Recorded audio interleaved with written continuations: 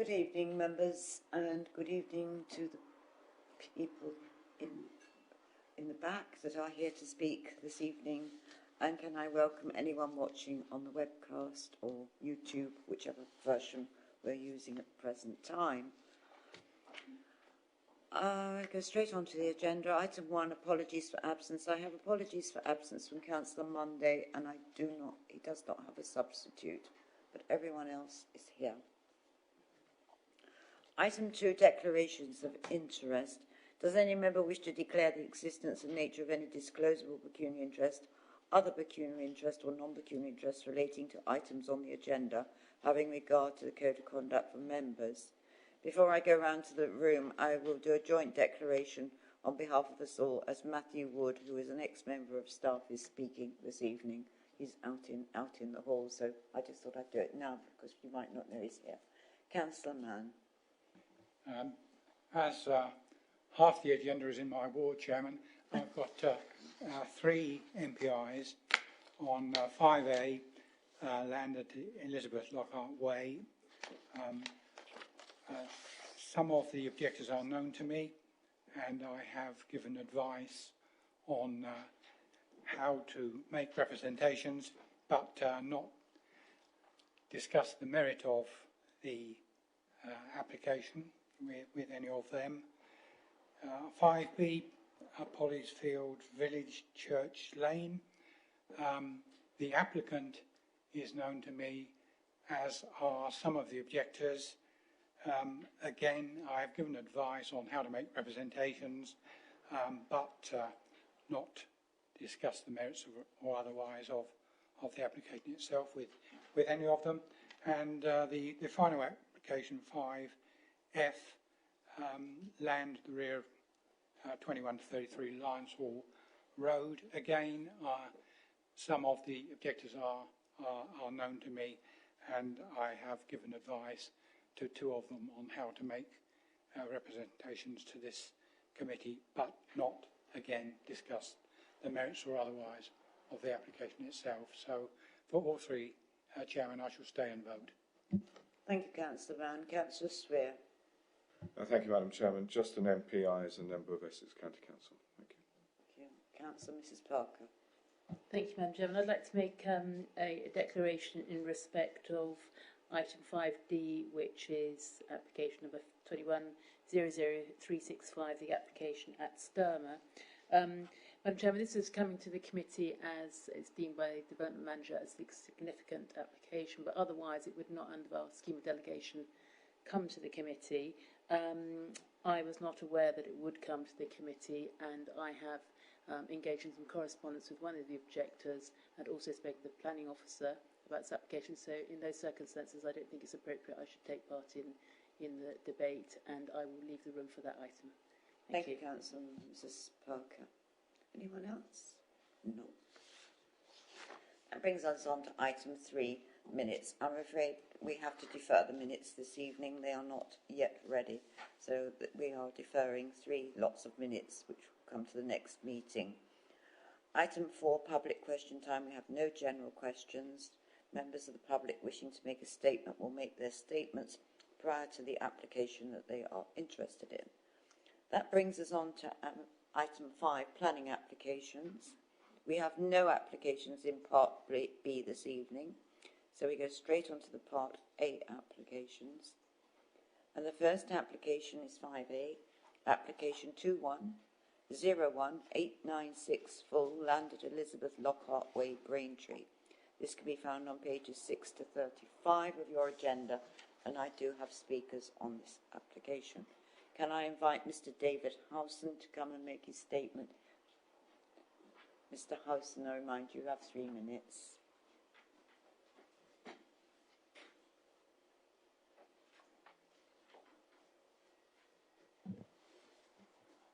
Thank you. We object on the basis that the proposed development is not compliant with the local planning policy. The application does not comply with policy RLP2, town development boundaries and village envelopes of the adopted local plan, and policy CS5 of the core strategy, as it sits outside the defined development boundaries and within the countryside as this site has not been adopted and is therefore not an allocated site as suggested, and granting permission on this site would be non-compliant with these policies, as in fact stated on page 25 of the committee report dated November the 2nd, 2021. Further to this, the local planning policy LPP 37 housing type and density estates developments should seek to create sustainable and inclusive mixed communities through providing a mix of housing types and size appropriate to density that reflects the local need. Policy LPP 3 affordable housing states 10% of all homes on individual sites should be affordable home ownership products, including starter homes and shared homes. However, this development shows none, and there is no off-site affordable contribution provided either. As such, the planning application could not be considered compliant with this policy. Further to this, no Section 106 agreement has been put forward as required on the Straits Mill application adjacent 1801318 OUT, which was granted, and as this development provides neither affordable housing for sustainable growth in the local area nor Section 106 contribution, Stone Bond has not provided a mitigating viability evidence as to why this cannot be included with this application. This is clearly a non-compliance with this policy. Policy LPP 53, provision for open space and recreation. The developer is removing a current meadow and not providing any open space, sport or recreation, although this site is small. The policy states for small sites where on-site provisions in practical and consideration will be given to on-site opportunities off-site or provisions or improvements within the ward or adjacent ward. As no provision is included within the supporting documents, this development is not compliant with this policy. Policy LPP 77, renewable energy. With the new developments, there is no evidence of any renewable energy on this development. This policy states there should be 10% provided. Again, this is a non-compliance with this policy. The Essex Design Guide and Policy LPP 55, layout and design of development. The development is non-compliant as the proposed dwellings of plots 7 and 8 windows are less than 25 metres from the windows of 4, 6, 8 and 12 Elizabeth Lockhart Way at 15 metres, which again would affect the privacy enjoyed by those residents along the front of the land, which directly contravenes the policy, which states there shall be no unacceptable impact on the amenity or nearby properties, including privacy, overshadowing, loss of light and overbearing impact, and the Essex Design Guide requires a 25-metre distance. Equally, policy LPP 44, sustainable transport, the developer made no clear provisions for the safety of pedestrians or cyclists in the development through the proposed adaptations to the local highways, which directly contravenes the policy which states priority should be given to cycle and pedestrian movements and access to public transport. Thank you. Your 3 minutes is up. Thank you very much indeed. Thank you. The next person wishing to speak is Mr. Ray Jeffrey. He is also an objector in this.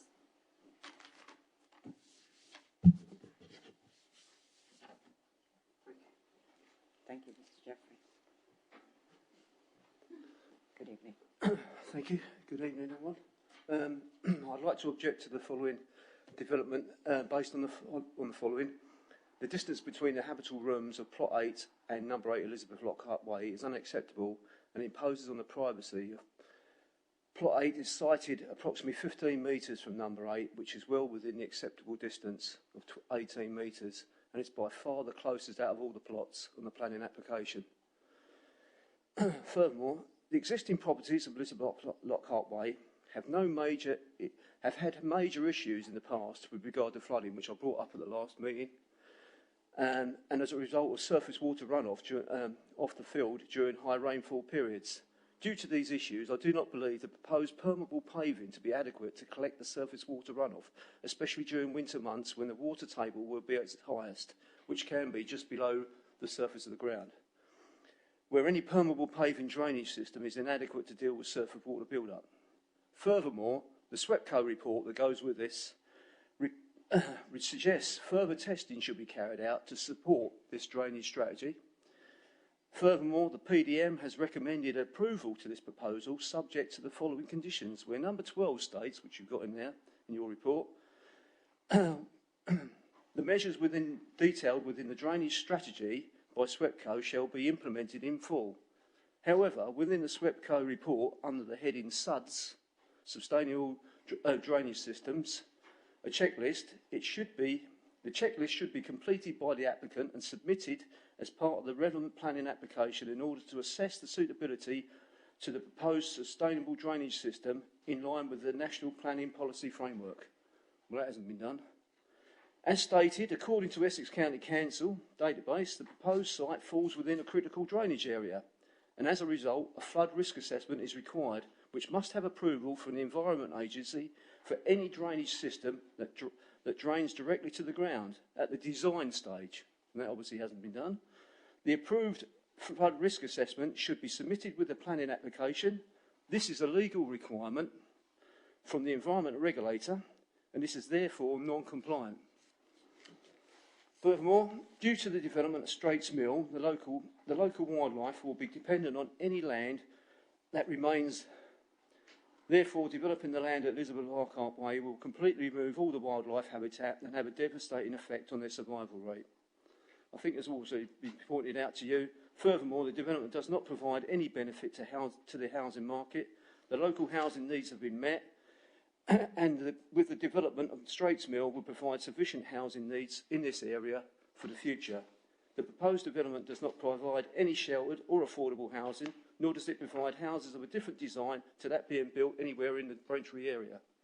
Therefore, this planning proposal as presented to you today will provide no benefit to those who really need it. Thank you very much indeed. Thank you, Mr. Jeffrey. The final person wishing to make a statement on this application is Mr. Sean Martin. He is the applicant from Stone Bond Properties.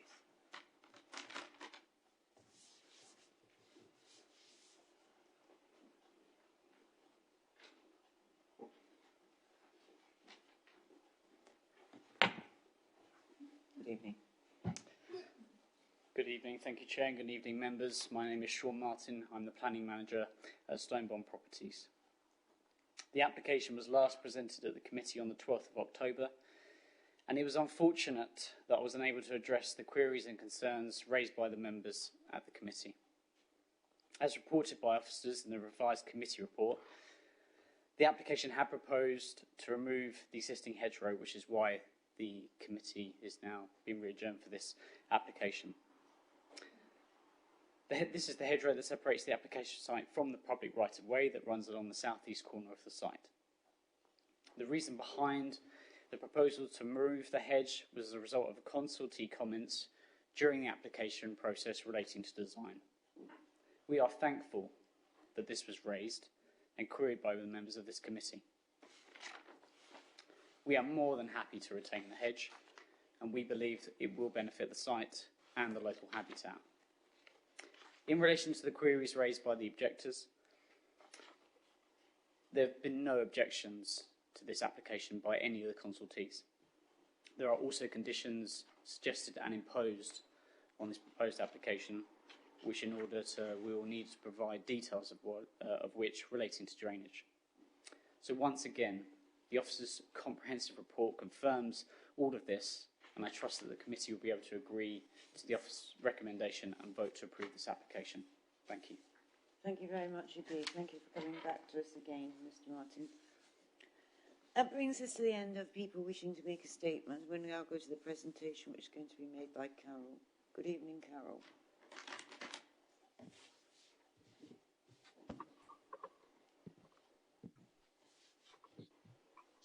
Good evening, Madam Chair.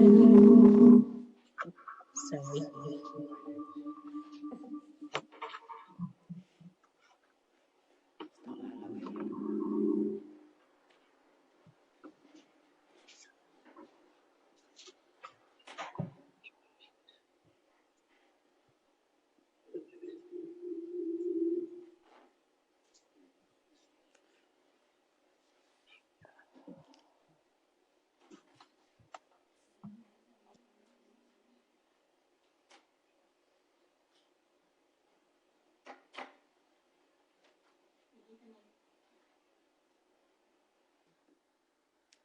Good evening. Sorry about the technical issues. Let me share the screen. This application is at Elizabeth Lockhart Way.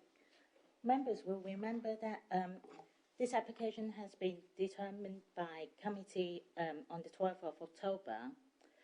The application is coming back to the committee because following the discussion of members at last committee, There's queries regarding the hedgerow along the public footpath. So following discussions with the applicant, there's revision made to retain the existing footpath. As you can see from the aerial photo here, we're talking about this hedgerow along the public footpath here. The applicant originally proposed to remove and replace that hedgerow, but following the discussion with officers after the last committee, the applicant has agreed to retain the existing hedgerow. In terms of the number of trees to be removed, 3 of the trees within this hedgerow will also be retained. These 2 trees, T6 and T7, will be removed because of T6 is of a very poor quality and T7 is very close to one of the proposed dwellings. So therefore it is considered that it's appropriate to remove it. And there's an update to the committee report. There's a typo in terms of the revision of the version of landscape master plan, and it should be version I instead of J as listed in the committee report. And in terms of tree protection plan, the version should be version A as well.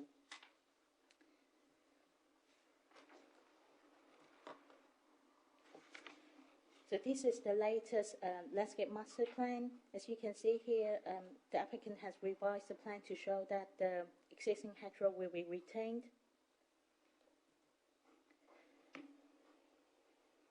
T6 and T7 will be removed. However, T5, T9 and T10, the 3 trees within the hedgerow will also be retained now. This is the latest landscape master plan. Recommendations. Officers still of the view that after the revision to landscape master plan and the tree protection plan, there's actually an improvement to the landscape proposal. In order to ensure that there would not be any encroachment of this hedgerow onto the public footpath, in order to meet highways requirements to open up the footpath to facilitate the public to use it, officers are recommending to include a new conditions. The new condition will require details for future management or maintenance of this hedgerow along the footpath to submit the details to the local authority for approval. So the council will be able to have some kind of control on how this hedgerow along the footpath will be maintained, while not compromising the overall visual appearance or contribution to biodiversity. So members request to approve the application subject to the proposed conditions. In response to the written statement earlier, just want to highlight that as the scheme is only proposing for 9 dwellings on a site of 0.49 hectare, is not considered to be a major application, and therefore the council would not be seeking affordable housing contribution or contribution towards open space. In terms of flood risk, the application again is not a major application. It is within flood zone 1, and therefore there's no requirement to provide a flood risk assessment. However, the applicant has provided a surface water and drainage strategy as additional information. Just want to clarify that although the site has been identified, part of the area is the site is fall within the critical drainage areas identified by Essex County Council. However, this critical drainage area is different from the statutory definition from Environmental Agency. So this term used by Essex County Council is only a priority for Essex County Council to prioritize any improvements towards drainage system. So there's no requirement to provide a flood risk assessment if any development fall within this critical drainage area of the Essex County Council database. In terms of the drainage proposal, the swell design, there's no objection from Essex County Council as the lead local flood authority, and to allow discharge into this, the existing system, the applicant will need to seek discharge consent from environmental agency. However, this is a separate system from the planning system, so this will be processed by environmental agency as required. That's the end of my presentation. Happy to take any questions. Thank you, Carol. Thank you. Members. Councillor Mann, sorry. Thank you, Chair. I don't think anything particularly has changed since the decision of the 12th of October. I very much support the retention of the hedgerow adjacent to the public footpath. I'm pleased that the developers have agreed to amend the site plan and the landscape master plan accordingly. Also support very much, I think it's condition 22 that is the key one about maintenance of the hedge over time. I do believe that this is an allocated site. It's BOCN 127 in the emerging draft local plan, and BOCN 123 to the north of it is also designated as an allocated site under the emerging plan. So it has been through the local plan process, hence our support, I think, for it. I'll listen to hear what other members say before moving anything, Madam Chair. Thank you, Councillor Mann. Councillor Abbott. Thank you, Madam Chairman. Well, very pleased to see this come back, because members may recall last time it was particularly myself who couldn't square up the different things we were reading. So, and we got a better outcome from it, which is the main thing. And the point I wanted to raise is, if we try a bit harder, often we can keep more trees and hedges, and we're doing so on this site, which is a really good thing. We have to simply stop the unnecessary removal of trees and hedges on development sites. And I'd again urge officers always to work with any consultees and the developers to ensure that happens. So it's a much better outcome. In terms of what the Speaker said, obviously I think we dealt with some of these issues last time, particularly the distances. I don't think we can do much more on that, unfortunately, although I do very much appreciate what was said there. It must be a big change of circumstance when you're looking out onto an open field, and then you're going to have buildings quite close, which you may regard as too close. But I think as far as coming back to the committee and making the changes, it's pretty much as far as we could take it. Thank you, Madam Chairman. Thank you. Councillor Swear. Thank you, Madam Chairman. Madam Chairman, can I just check with officers that these are the definitive conditions, because unless I missed it, I can't see anywhere in there anything to do with renewable energy and sustainability of these properties. I can't see any mention about EV charging points, solar panels, or even what the insulation level is of these proposed buildings, and I think that is relatively important. So could I have an answer from officers, please? Tim, do you want to come back? Do you want me to take that, Carol? Yeah, thank you, Madam Chairman. The answer is yes, they are the definitive conditions that are proposed there. I suppose it comes back to the question that we often have in terms of adopted and emerging policy. So the new element of the local plan isn't yet adopted, so we're still looking at it in terms of emerging policy. In terms of EV charge points, though, we have obviously in recent committees put condition on for an EV charge point strategy.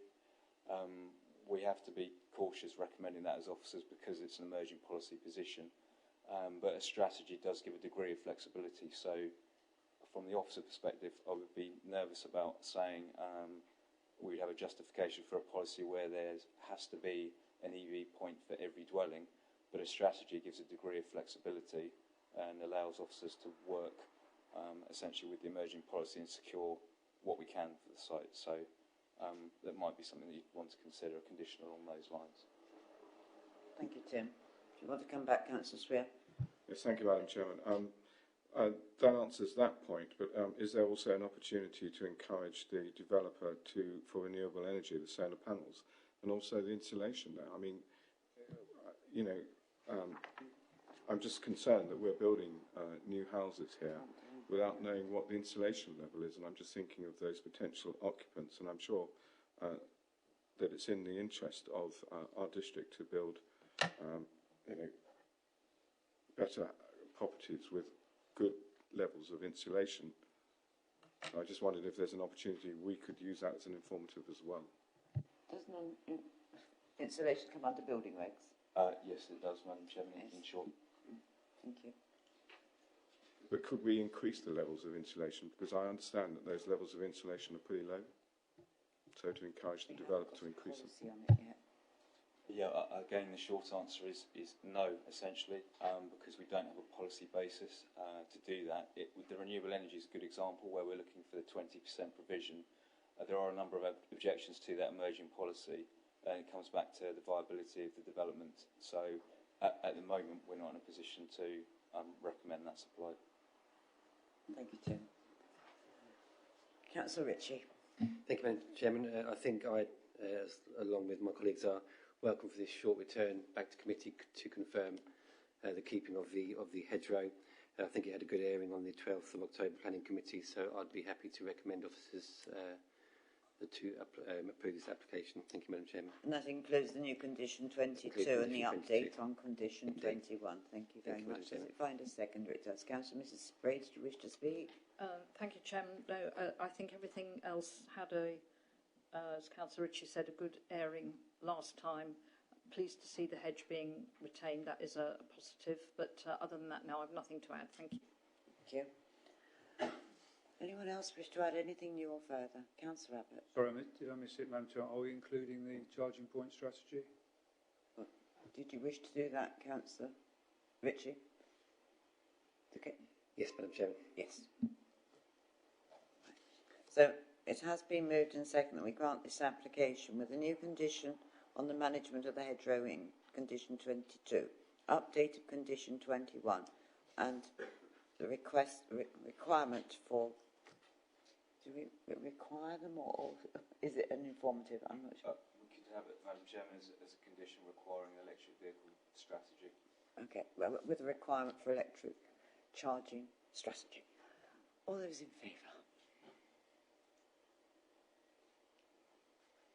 Looks to me like it's unanimous. Thank you, members. Thank you.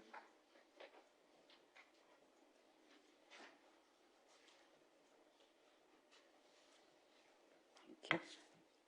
That brings us on to application 5B, which is application number 20012339 VAR, Polliesfield Village, Church Lane. This item can be found on pages 36 to 55, and I also have speakers on this application. The first person wishing to speak is Mr. Andrew Farquharson. He's an objector.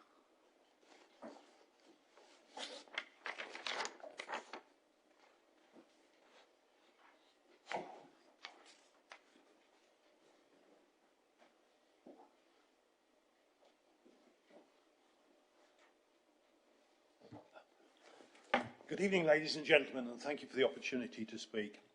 When Aberfield started their works on site in November 2019, it was only a couple of weeks before their contractors caused a collapse of the neighbour's fence at 110 Church Lane, as they had excavated right up to the fence to create some of the site car parking. Whereas the approved plans showed a 3-metre landscaping strip between the back of the car parking area and the fence to 110. It was immediately apparent that something was wrong with their measurements, and the issue was brought to the immediate attention of the Planning Department and Planning Enforcement.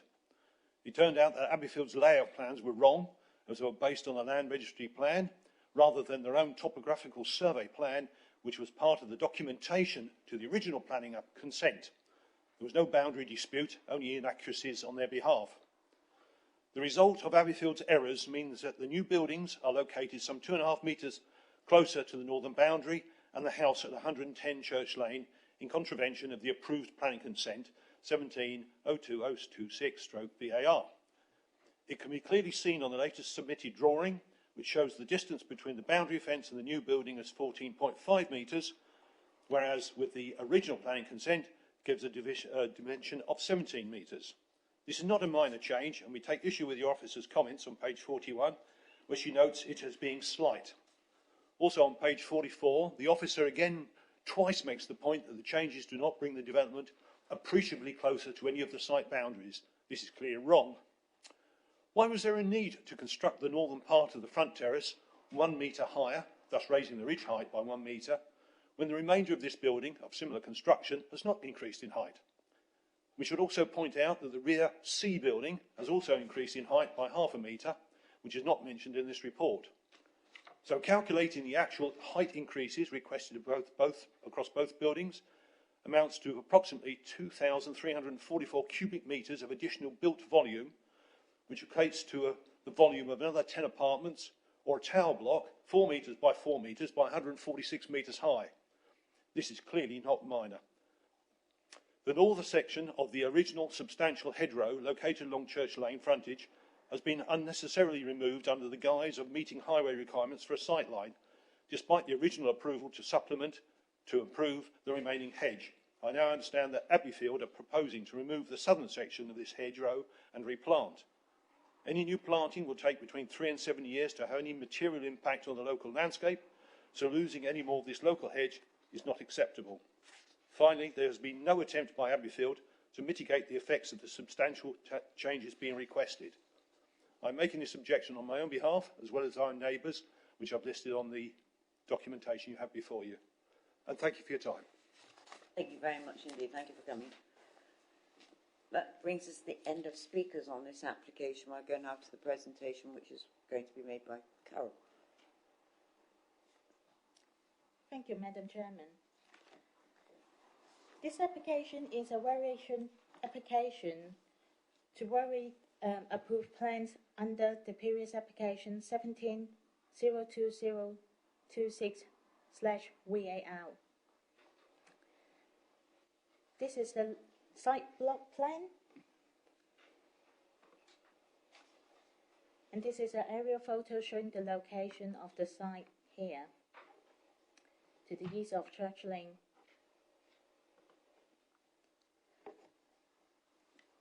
This plan shows one of the major changes that the applicant is seeking from this application. The applicant is proposing to reduce slightly the site boundaries. As you can see on this plan here, the blue line shows the original approved application site boundaries, and the red line shows a slight reduction on the northwest corner. This is due to boundary disputes. Basically, the neighbour's garage straddles across the blue and across the blue line, and therefore the applicant is trying to avoid further disputes on ownership. So they are now proposing to reduce the application's line to the existing fencing.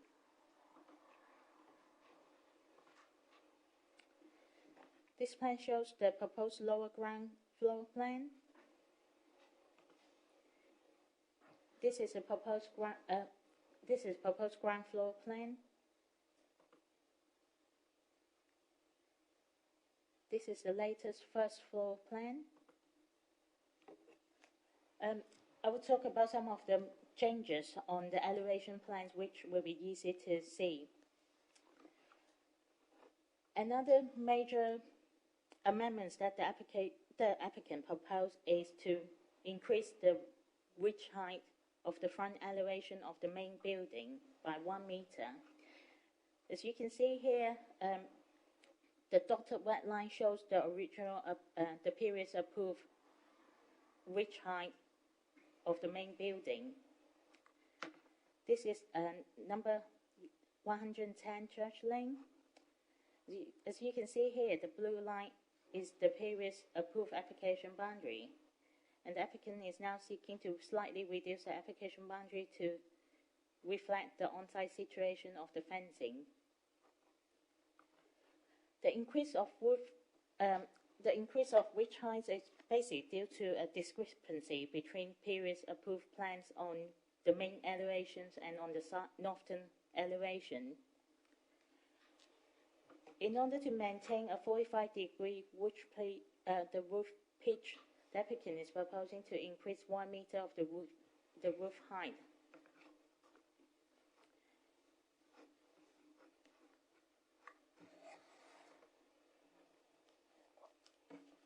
This plan shows the east elevation of the main building.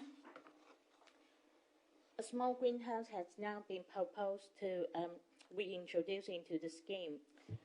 The very original application comes with a similar provision, a glazed circular building. However, the last approved variation, the applicant has proposed to remove it. And the agent has explained that because the applicant is now able to get some more funding, so they would like to reintroduce the greenhouse so that the future resident will be able to enjoy it better.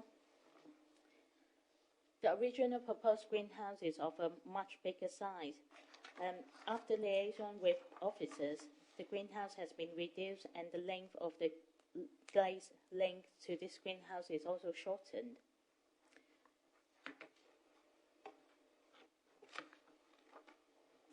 The parapet roof of the section near to the greenhouse is also increased due to manufacturing details.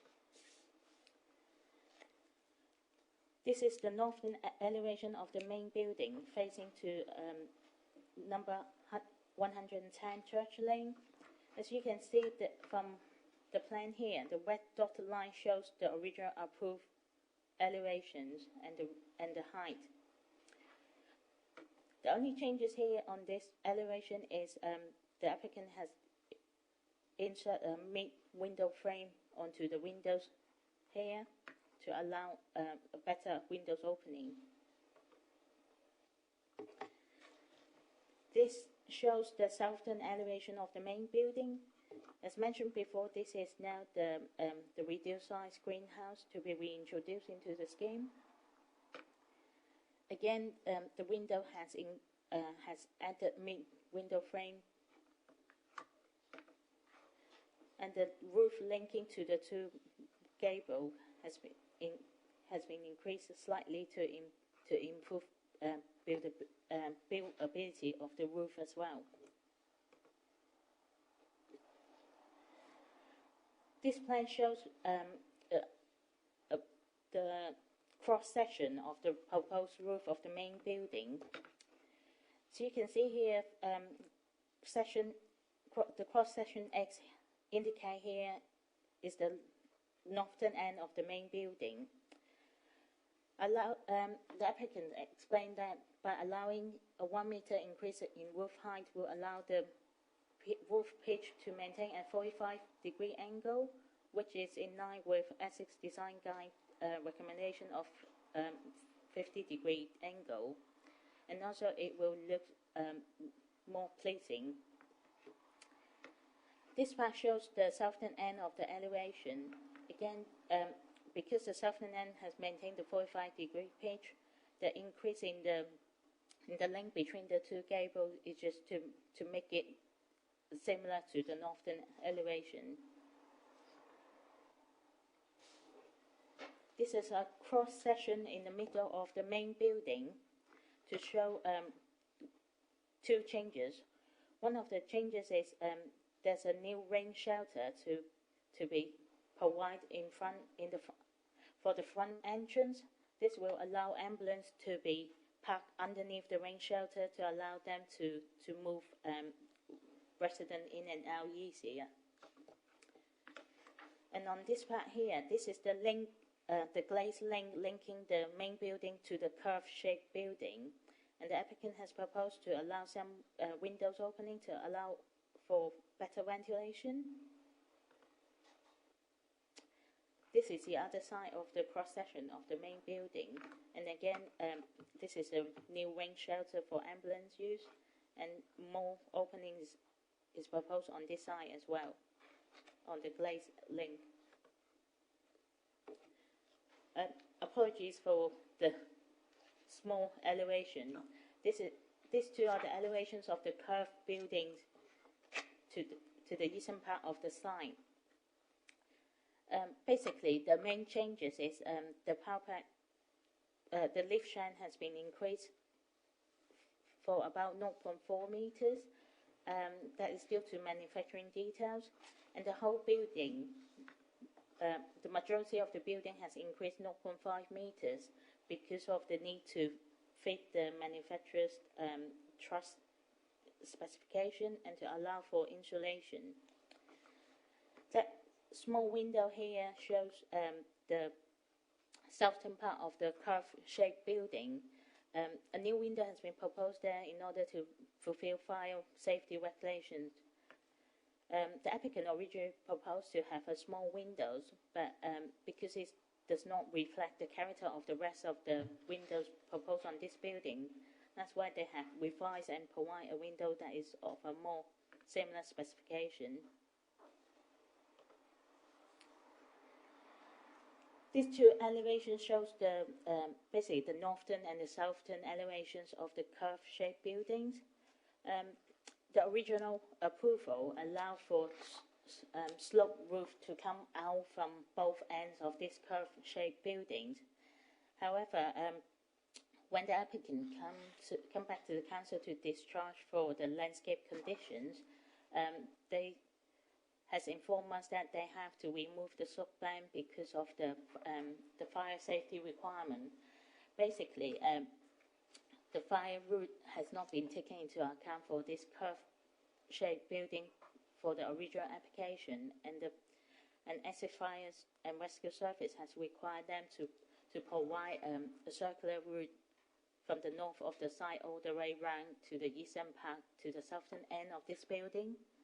And in order to facilitate this fire safety access, the landscape proposal has been accepted under the discharge condition application. So these drawings basically only reflecting what has been agreed under the discharge condition application. This plan shows the landscaping proposal. As you can see here, this is the fire escape, fire engine access to the eastern part of the site. The applicant has proposed to realign this fire access, straighten it, and then two of the curve-shaped seating is also proposed to be removed. And due to the nature of the roof mainly to cater for fire engines, structure shouldn't be too close to the access route anyway. So that's why there's no objection from officer point of view for removal of the two seats. In the southern part of the site, previously a pergola garden has been proposed with two C-shaped pergola to be provided within this area for residents' use. The applicant originally proposed to remove the both structures, but after discussion with officers and comments from the landscape team, applicant has agreed to revise and to reintroduce one of the pergola to be provided within this garden, and that will echo to the use of the new greenhouse as well. As you can see here, this is also, the new wing shelter for ambulance.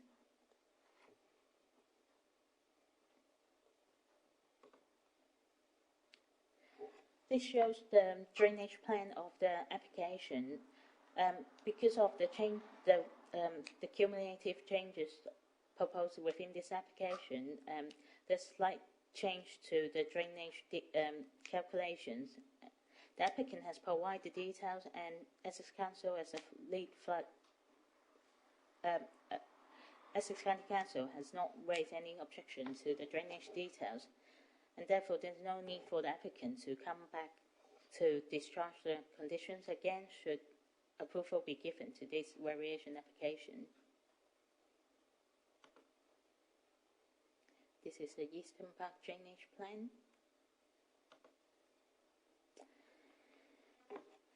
Now we go to some site photos.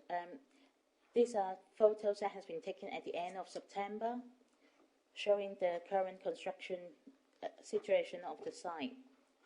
This is the main entrance, as you can see behind the security fencing. This is the proposed rain shelter for ambulance. This is the view along Church Lane looking towards the north, and this is the property of number 110. This is a view from the front entrance looking south along Church Lane. Within the site, this is the northern part of the main building.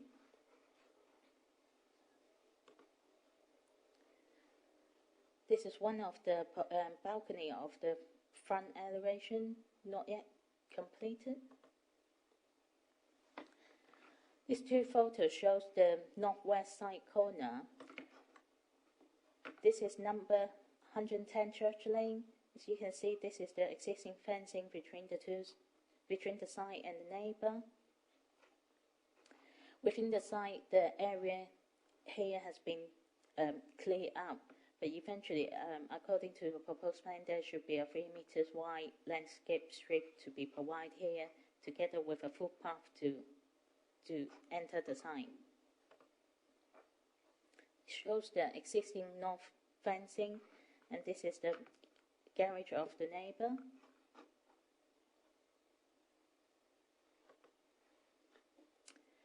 This shows the northern section of the curved-shaped building.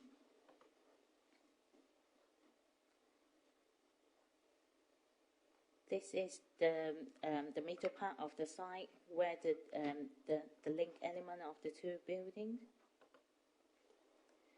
Inside the buildings, the upper photo shows one of the units proposed, and the lower picture here shows the Camille Bistro dining area behind the main entrance.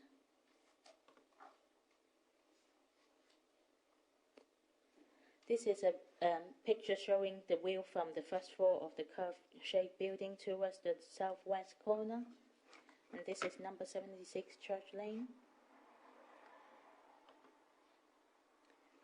This is the eastern elevation of the curved buildings, and this is the glazed link elements linking the main building and the curved buildings. The white structure here shows the hall, the IT library, and the connecting link here. Apologies for the reflection of the photos, but this is a photo trying to show you. This is the view from the middle point of the curved building, looking towards River Blackwater, and the workers are working on the proposed landscape courtyard. This is a photo showing the southwest corner of the site. This is the view along Church Lane towards the north. This is a photo showing, this is a view from Church Lane looking from the northern elevation. Just want to point out that the building that you see here already incorporates the proposed 1 meter roof height, increased roof height.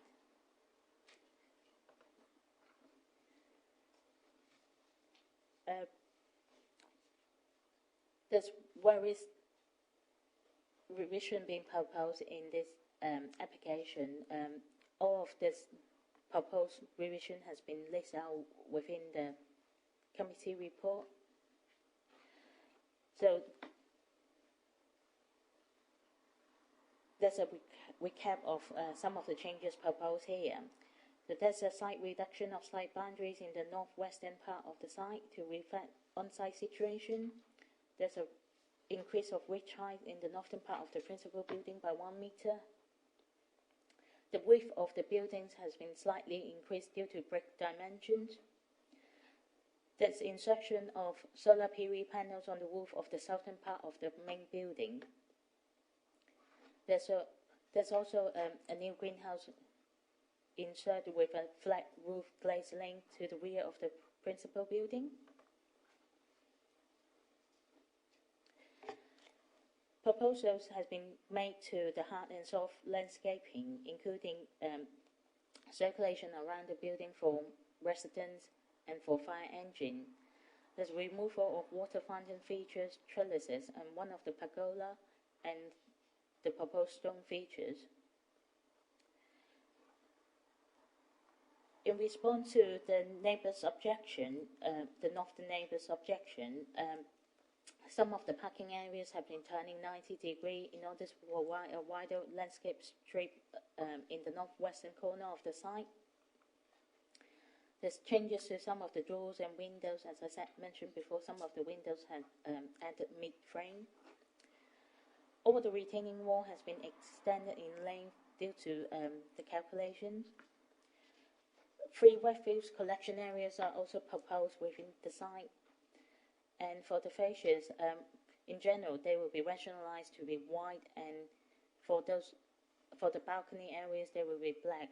This is just to clarify the situation, because previously, when the applicant come back to discharge for materials condition, this has not been clearly mentioned.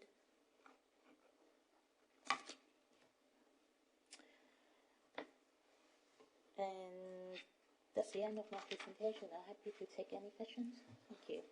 Thank you, Carol. Thank you. Members. Councillor Mann. Thank you, Madam Chairman. The report states that this variation application has caused much angst in the community, for which officers sympathise.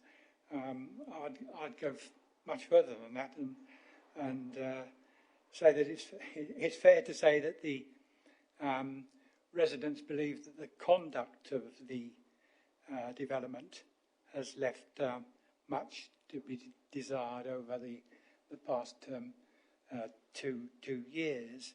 For example, they've been plagued by contractor parking because the construction management condition that we agreed was unenforceable, and so they have been sort of jammed up with contractors' vehicles virtually 24/7, Church Lane, Bowlands Avenue, and anywhere where a contractor could stick a van on, usually the pavement. There's also been very clear failures of communication between the builder and the residents. Can I chuck into the mix? It's already on the table. Specifically, issues that have been communicated to us by Mr. Patel, the other neighbour at 76 Church Lane, about the sort of raising of the bank level. Is this a planning matter, or in the view of planners, another neighbour dispute? And are the conditions sufficiently strong enough and comprehensive enough to give Mr. Patel assurances that his garden won't continue to be flooded? The points made by the neighbour from 110, very well made. Glad to see that he does get his sort of landscape strip of sorts, which is fair enough because that's what he was promised in the original 2016 application, which I've sort of dug out. Important in that was the landscape sort of master plan, and I mean, landscaping, I think here is key. I mean, members will possibly recall that this is an exception site under the local plan. It had the support of our local plan process because it was providing extra care facility that was supported by the county council, by us, and all sorts of other agencies. Otherwise, this sort of building would not have gone up in this particular location. So it is a significant and important development, as you can see it now sort of built out. I think looking at plans is one thing, but when you have the sort of finished product, I think it is much more imposing on the air and the street scene than perhaps we imagined at the time that we gave initial permission. But it's there, and I'm sure sort of the current starkness can be mitigated if the master plan, the landscaping master plan, is faithfully followed. Although I take the point, it will be some time before it is sort of really effective in achieving its objective. So I've said quite enough, I think, Madam Chairman, but would like some sort of answer to the dilemma of Mr. Patel at 76. Thank you. Carol, would you like to come back on that point at the moment? I think you've seen the mail from Mr. Patel. Yes, sorry. Members may be aware, just before the meeting today, there's a late representation received from Mr. Patel. Apologies, I should have mentioned it earlier. Basically, to summarise the latest objection is regarding flooding issues to the south of the neighbour, number 76 of Church Lane, to the south of the site. Concern has been raised about improper care of the about the water stream along the share boundaries, and there's been concern about the land has been raised up and contractor is not adhering to the best practice, and there's have been earth and rubble being pulled into the water stream and polluting the water. There's also concern about if the land has been raised, that there might be intruding into the amenity level of these south neighbours. In response to that, there's a new recommendation condition that we're proposing.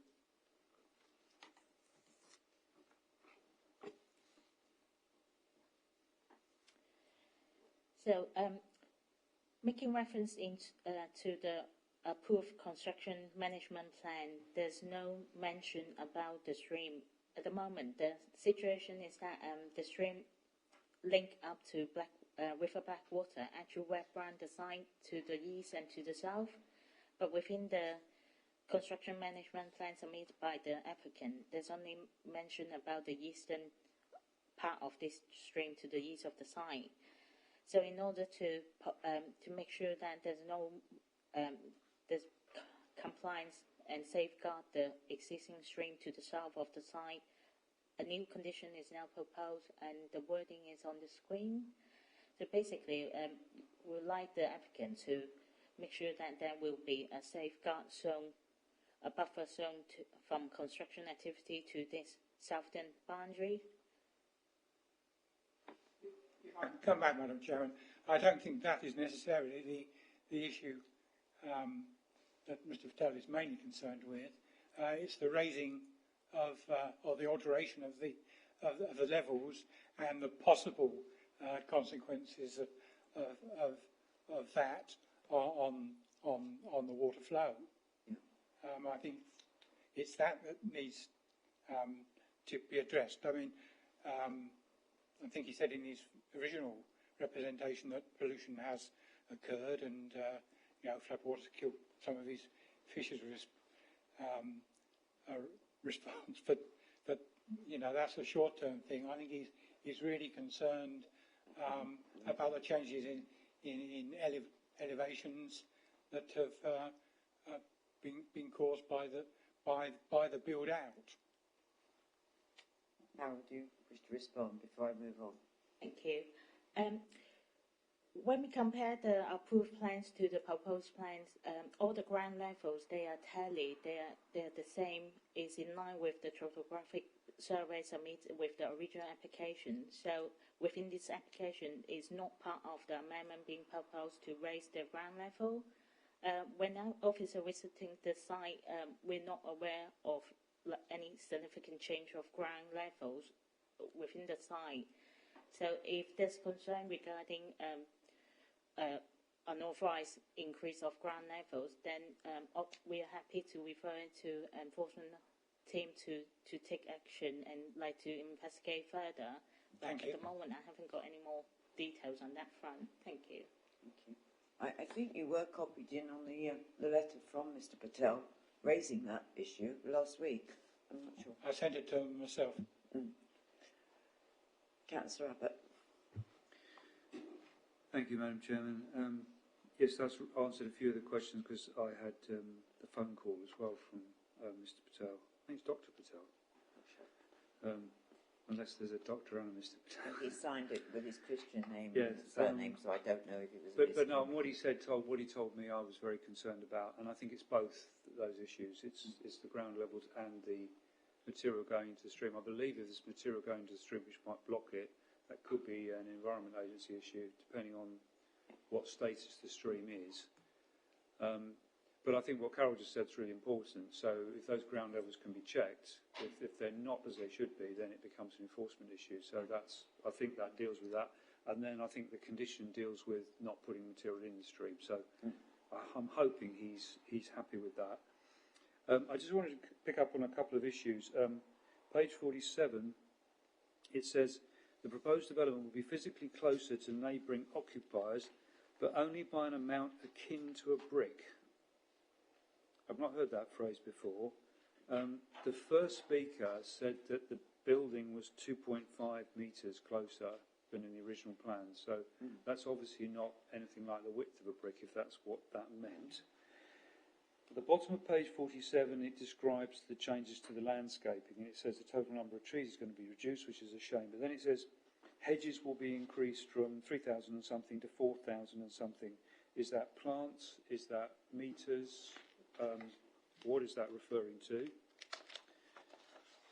And then in the conditions, I was in a bit of a rush today, so I didn't have time to go word by word, but there's quite a few spelling mistakes, and I thought if we grant this, then these conditions, I would imagine, as stated, become part of the determination. So 13, 15, there's a couple of spelling mistakes there, so just thought maybe that's officers worth going through those and just double checking. They're just sort of typos really, but thank you, Madam Chair. Thank you, Councillor. Carol, would you like to respond about the brick comment? Because the speaker did say that the building's 2.5 metres. That's more than a brick. There's two different elements here. One of the elements is the original approval, the original approved plans. Not every single floor plan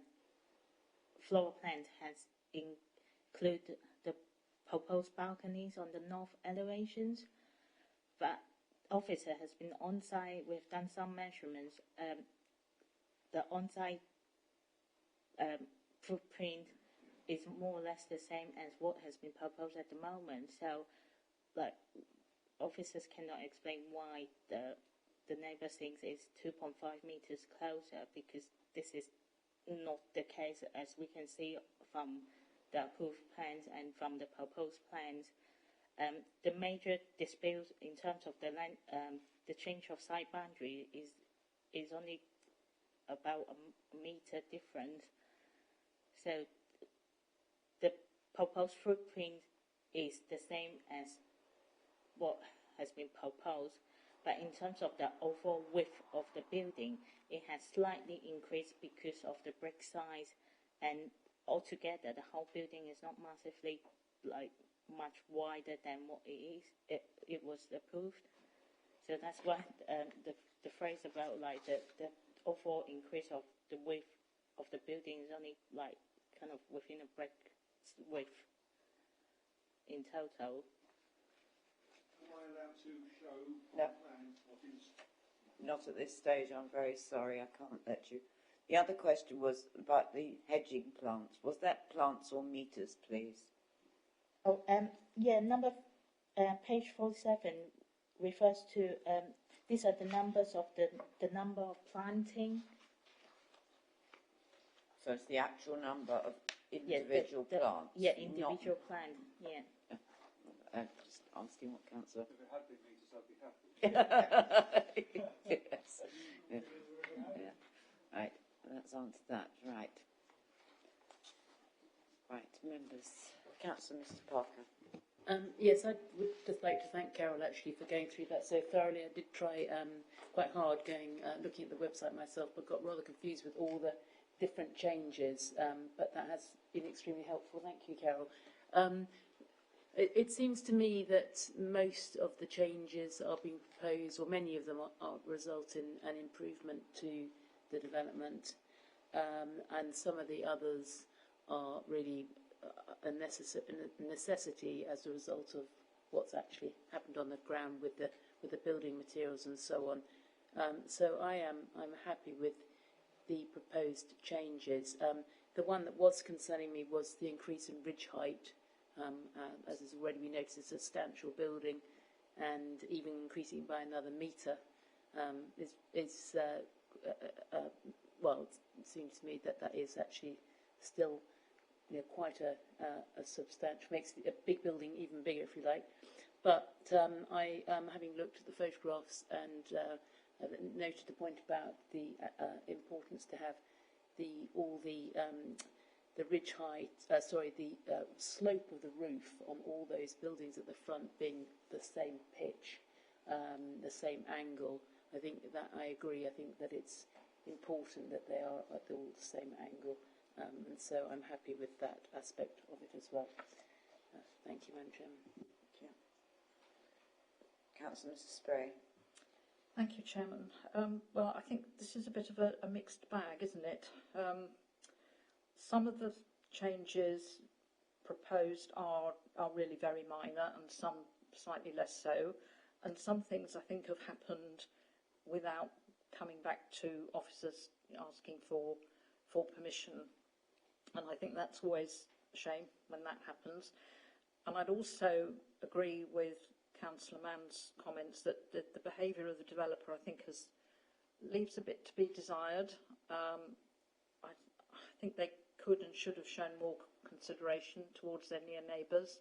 And in my opinion, and the experience on this committee, is that when developers do take the trouble to talk to neighbours and explain a bit more, that's always beneficial, and it can avoid a lot of the sort of complaints and upset that we are seeing this evening. I was going to cover a couple of things, but actually Councillor Mann has more or less covered those off. The flooding issue that Mr. Patel is experiencing into his garden, I think the new condition is very helpful. While construction is going on, it's a question of what happens after that. But Carol seems sort of relatively happy that that is in hand, that the management, the flood management on the site is as was given permission and will hopefully be monitored. Mr. Patel also talked about boundary disputes, and that was in his latest representation earlier today, that he says we have a disagreement with the boundary, and this has to be established before any decisions can be made. But I think I'm right in saying that unless the developer is doing something that they shouldn't be doing, then boundary disputes are not something that this committee can sort of make a pronouncement on. And it does, again, sound from the presentation as though, again, officers are happy that they are not going beyond what they should be doing. With respect to ground levels, I mean, I know they can change during construction as part of ongoing work. I think I'm right in saying that. I know there can be variations during building work, but they should revert to approved levels once construction is completed. So hopefully that will settle down. Yeah, as I say, a bit of a mixed bag, but it does seem to me, and I think Councillor Parker referred to this, that many of the changes are being made in order to comply with building regs, fire authority requirements, and manufacturer specifications. And overall, the officer seems relatively content that everything is as it should be in terms of what has been given permission. So overall, it feels sort of slightly unsatisfactory in many respects, but I think a lot of that is down to how the developer has probably failed to interact satisfactorily with the neighbours. But I will approve officers. I will move officers' recommendation for approval. Thank you, Chairman. Thank you, Councillor. Mrs. Spray, does it find a seconder? Thank you, Mrs. Parker. Does anyone wish to add anything further? Well, before I put it to the vote, we normally put an informative to developers or the agents or whoever's building, but I'm going to add an informative to officers that they will check the levels, because it is the levels that are concerning Mr. Patel, and Carol did say that they would do that. So I would like that noted, that officers will check the levels, please. All those in favour of granting this application? Those against? Abstentions? That's been granted with one abstention. Thank you, members.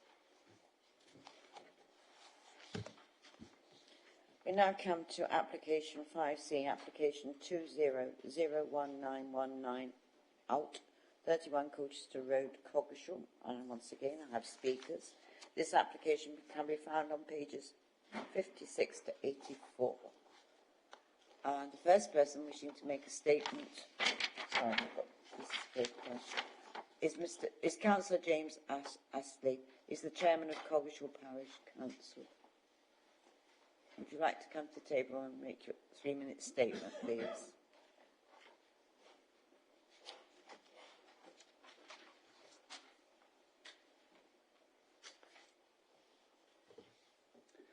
Yeah, good evening. Thank you for allowing me the opportunity to speak on behalf of Coggeshall Parish Council to reiterate our objection to this application.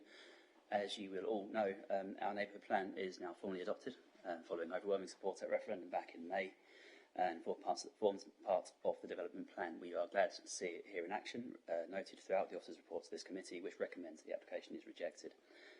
We assessed the application against our neighbourhood plan, and I will sum up the key elements of response, which you will obviously should have seen precede in the officer report. Development is not an allocated site within the neighbourhood plan or the local plan. It lies in the countryside, therefore outside the development boundary is not required. The proposal would remove the existing green lung between rural and urban areas, which is an open space experienced upon entering the village from the east. Once the allocated site to the northwest is delivered, the experience of this green lung becomes even more important, and the proposals would form a very abrupt transition between the unbuilt countryside and the built environment. The density of the scheme at 22 dwellings per hectare is too high for an edge of settlement site. For comparison, an allocated site about half the distance between this site and the village centre at Cooksfield is in the plan with a density of 15 dwellings per hectare. We are concerned the development is not walkable to the centre of Coggeshall, being over a kilometre away to 1,200 metres, and that development this far from the centre would encourage car use. We feel that further detail will be required on the proposed subspace and to ensure that it develops not just the drainage benefits required, but also ecological benefits that are possible and should, in this time of biodiversity crisis, be insisted upon as standard. We are concerned by the efficacy of the proposed noise mitigation funds and at potential air quality within the finished development. We note again that the existing water treatment works at Cockleshall are at capacity. The plant does not have capacity for this development, and that pushing past this development could potentially result in catastrophic impacts on water quality in the Blackwater downstream to the sea. And finally, we remain concerned about the proximity of the site entrance to the A120 junction.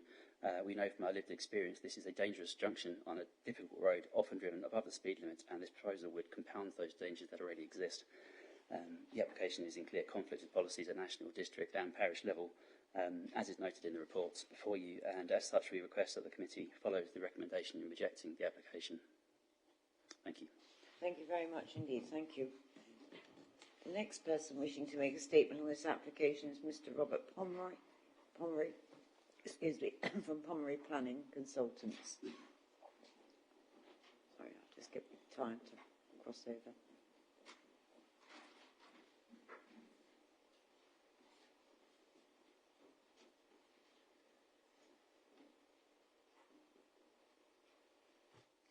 Good evening, members. My name is Robert Pomeroy. I'm a Chartered Town Planner and I represent the applicants, Mr. and Mrs. Day, who live at the site.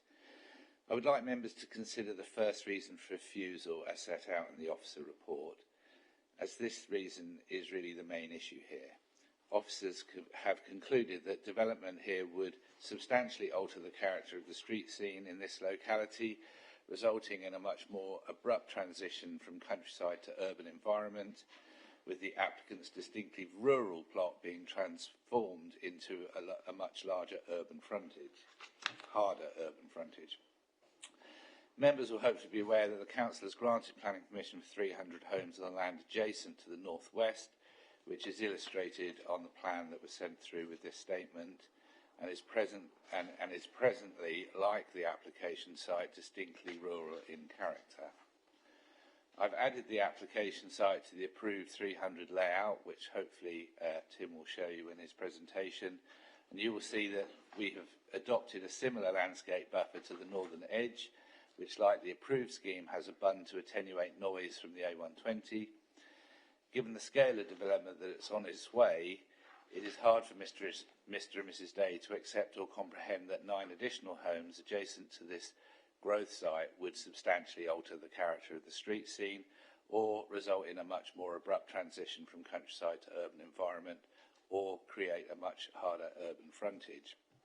I have no doubts that the development next door, had it been 309 homes and not 300, and had included the application site, the objections raised now would not have materialised and the corner site would not have been left deliberately undeveloped. Other objections to the scheme in the reasons for refusal relate to the layout. The application is outlined and these objections can be resolved when the application is submitted for detailed approval. Matters such as final drainage design and Section 106 affordable housing can be, of course, resolved if members were mindful to support the proposal. The scheme is modest. Yes, it is out of settlement, but consider the scale of the out of settlement growth planned adjacent. This proposal is simply a rounding off of this corner plot, which is already well screened from the A120 and has little or no impact on the rural landscape. I respectfully request that members support the proposals and resolve to either defer a decision tonight or to approve subject to delegation to officers to resolve the more minor issues identified in reasons 2 and 3. Finally, there are no highway objections to the access. Thank you.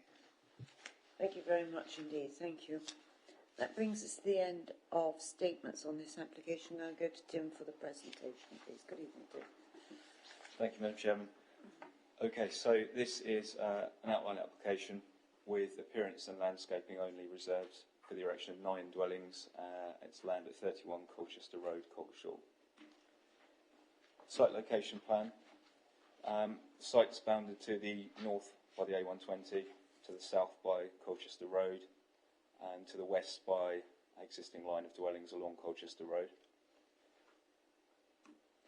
The plan which Mr. Pomeroy just referred to is this one here. So you can see here he's essentially identified the application site adjacent to the strategic site, which has outline consent and reserve matters consent. I know members are familiar with it. So, yes, at first glance, it looks like it might be a sort of logical extension, but for the reasons set out in the report, officers consider quite strongly that it isn't, and that the maintenance of this open space is critical. So, just to summarise, we have here the application plot, the applicant's dwelling here, there's then a subservient outbuilding next to it, and then there is their paddock. It's quite important, I think, to note that this is one of the critical entrances into Coggeshall, and that on the other side you've got open farmland here, and that this allows the transition from urban to rural, and it's an important transition. The strategic site is set well back.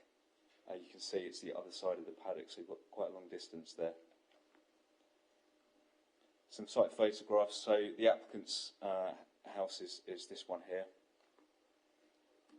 Then looking back the other way, the applicant's house on the left, that's the subservient outbuilding I just referred to that will be demolished under this proposal. And then the open agricultural lands on the right-hand side. So here we're obviously looking on the way out of the village. So moving further along, this is, again, looking out of the village. It's fairly clear, I think, the sort of nature of the street scene here is not particularly urban at all. And this photo probably illustrates it, I think, to the best degree. So looking into the application site here, you've got a metal gate, you've got the paddock behind. You can see this boundary line at the back of the photograph. Beyond that is the strategic site. So you've got that breathing space and that kind of green lung as you come into the village. What that would be replaced with is 3 dwellings along the frontage here, and then development in depth. And I'll come to the layout plan shortly. So a couple more photos. This one really just to illustrate the open nature of the countryside as you come round this sweeping bend into the village. Again, in officers' view, it is really quite rural at the moment, and this shot, for example, you wouldn't get any sense of the strategic development. Similar again view as you're coming into the village. The A120 boundary is slightly different. This is the application site on the left. This hedgerow here runs along the applicant's boundary, and it runs along the strategic boundary, and the applicant proposes a noise bund here. So this isn't really the key factor that officers are concerned about. This is the impact here would be less. It's the actual impact on the street scene on Colchester Road as you come into the village. A few photos of the site interior, looking towards Colchester Road here, inside the applicant's paddock. Looking the other way, back towards the A120. Then from the outer edge of their plot, looking back towards their house. And then looking across to the bottom of their plot, so A120 boundary here, and strategic site boundary on the left. So this is the proposed layout plan. So it is an outline application, but layout isn't a reserved matter. So what we're looking at here, the actual exact detail of these houses would change, but the layout is set as it is. So this is the existing dwelling. That subservient outbuilding's gone, and you've got these 3 houses along here. So as you come in along this sweeping bend, you're now confronted by 3 new houses that are quite close to the road frontage here.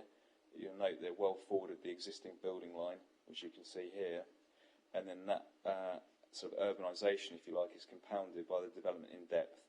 So the change really that we have issue with is the change from this single dwelling and outbuilding with a sort of rural transition to what would actually be, in our view, quite a hard transition to an immediate urban edge here. There are other factors as well, and the reasons for refusal, so I know members will be aware. We'll recap very quickly. Back-to-back distances over here are well below the required 25 metres, 17.5 metres here. The outlook from the rear line of dwellings is quite poor. It's onto a 4-metre noise bund at a distance of about 10 metres. So in terms of outlook, we wouldn't consider that that's really particularly high quality. And then there is the issue with the SUDS feature, which is a technical reason from ECC in terms of they're not happy with the current drainage strategy. So in conclusion, critically, and as we heard earlier, is contrary to the adopted neighbourhood plan. This is a recently adopted plan we have to give it full weight in the planning balance process. This is an unallocated site and it is contrary to that neighbourhood plan. That's the starting point. Then we move to the detrimental impact upon the street scene and the character of the area. There's also the internal layout, which I just described. The dwelling mix, although not fixed at this stage, there's no indication of smaller dwellings. From the officer perspective, that would be unacceptable in terms of having that number of houses with no smaller dwellings. The SUD scheme at the moment is unacceptable, and Section 106 is not agreed. That's a standardised reason, because clearly, where we're recommending refusal, we would never go to the extent of agreeing on 106. So when you consider the planning balance as set out in the report, we're looking at only 9 houses here. And when you weigh that benefit up against the harms that we've set out, the recommendation is that the balance falls clearly against the proposal, and that we recommend it's refused. Thank you, Madam Chairman. Thank you very much, Tim. Thank you. Councillor Abbott. Thank you, Madam Chairman. I know this area very well, and yes, as you either whether you're coming out of Coggeshall or coming in, it is a very rural aspect. I think I just want to pick a few points out. Page 70, the current wording, I believe this is a change. Correct me if I'm wrong. The emerging local plan as a whole, I know we discussed this at the last meeting, is at an advanced stage. Full weight can be given to Section 1, moderate weight can be given to Section 2. So we've got a 5-year supply, we've got the Section 1 plan approved, we've got a Section 2 plan which is expected to be adopted subject to modifications. We do not need to be developing sites or allowing sites to be developed unless there's very good reasons which are unallocated. That is clearly the position now that the Council can demonstrate. And I was a bit alarmed when the representative for the applicant said that this is merely a rounding off exercise. I mean, what we've been doing for years on this committee is rounding off, adding sites to sites, going over boundaries and just adding a bit more because we couldn't demonstrate the things we can now demonstrate. So I think we're in a much stronger position to resist developments like this for those policy reasons, but for all the other reasons. And an additional one is that Coggeshall has gone to the trouble of getting an adopted neighbourhood plan. And good luck to them. And so they expect that plan to be upheld, which is a further reason. Just one other point is, I noticed, and I'll keep raising this because it does worry me, page 77. Sorry, no, previous to that. That's the second bit. Earlier on in that, it talks about Anglian water. And it says something like the local recycling for foul water doesn't have the capacity, but Anglian water will make it have the capacity, and therefore there's no objection. We can't carry on like that. I mean, I'm talking to Anglian Water, as some members will know, about the situation in Silver End, where we're just adding more and more houses onto the existing system, and they've told me one-to-one it can't take it. So I know we're hopefully refusing this, which is what I'm about to propose, but I just flag that up again. I know they have a statutory duty to connect, but we're connecting to a system which can't take it. Anyway, all that said, Madam Chairman, I'm very happy to move officer recommendation for the reasons set out. Thank you, Councillor Abbott. Does it find a seconder? Oh, it does in several places. Does anyone wish? Did you wish to speak? Nothing to add, Chair. Anyone else wish to? Mrs. Spray. Thank you, Chairman. Only a very brief comment. If you didn't know the area, you would say that 9 homes is insignificant when 300 are due to be built close by. The point that the agent made in his representation, but when you do know the area, as Councillor Abbott said, that's what makes the difference. It's the site that is important here, not so much the number of homes going on it. It is a very rural corner right at the entrance, at one of the entrances into Coggeshall. And one further point is that as part of that, first reason for recommending refusal is the unacceptable level of amenity for future occupiers. I quote from the report that it's just a very unsatisfactory proposed layout. So, yes, I'm very supportive of refusal. Thank you. Thank you. Councillor Ritchie. Thank you, Madam Chairman. I might leave this too long, but also just to commend the Parish Council for actually coming here to defend the work they've done for the neighbourhood plan as well. I think what it signifies is that when you have got an adopted local plan, it will work alongside the LPA's rules and regulations with planning, and it will be upheld. And I commend them for coming here this evening to defend that. Thank you, Madam Chairman. Thank you. Councillor Johnson. Thank you, Madam Chairman. Councillor Spray has, to a degree, taken my thunder. Not that there's very much thunder, but some consideration has obviously been given as to whether an additional 9 houses being constructed close to some 300 is of importance. Well, I think it is. This is indeed a very nice rural corner leading to the village. I don't think that if it came up for 309, it would have perhaps been as important, but I think it is now. That I certainly support the officer's conclusions. Thank you. Well, it has been moved and seconded that we grant this application, refuse this application. Sorry, tired. All those in favour of refusal? That is unanimous. Thank you, members. Thank you very much indeed. Thank you, Tim. We now come to the application 5D, application 21000365HH, 5 Applecroft Street, Sturmer. This can be found on pages 85 to 99. And I do have a speaker on this application. And the speaker is Mr. Paul Mitchell, and he is the agent. Mr. Mitchell, please. Mr. Mitchell, you have 3 minutes.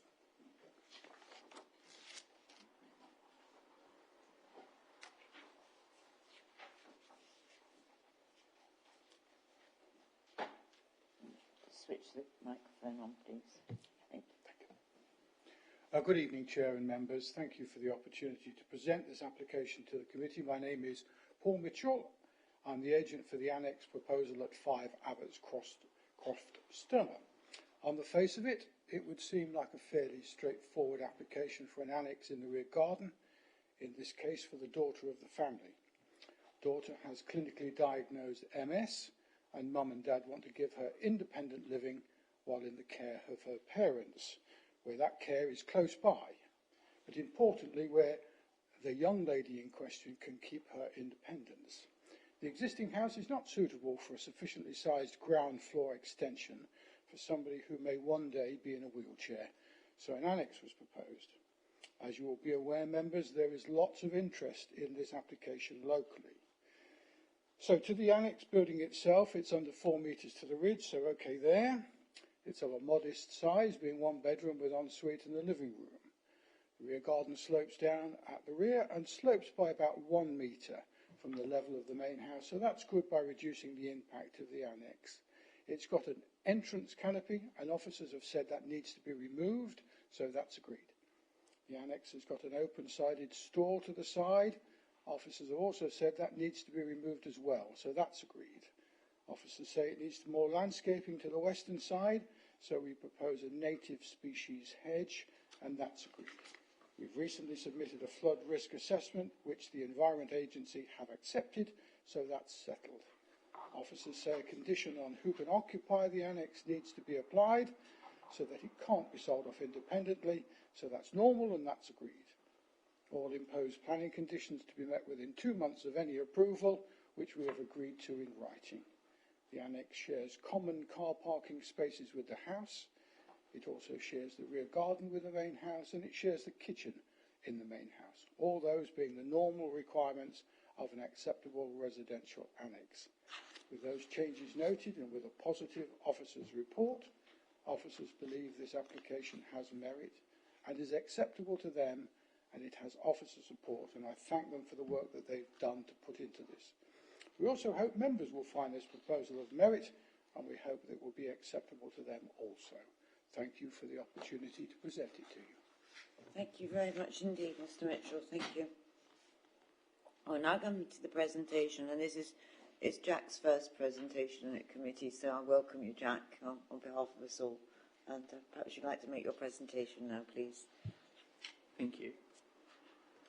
The application we have in front of us regards 5 Abbots Croft, which has been put forward to committee by the development manager due to the public interest that's been generated towards it. The application regards the retention of an annex in the rear garden, together with the removal of its entrance canopy and side store, and the provision of additional landscaping, tree planting, and an extra car parking space to the front.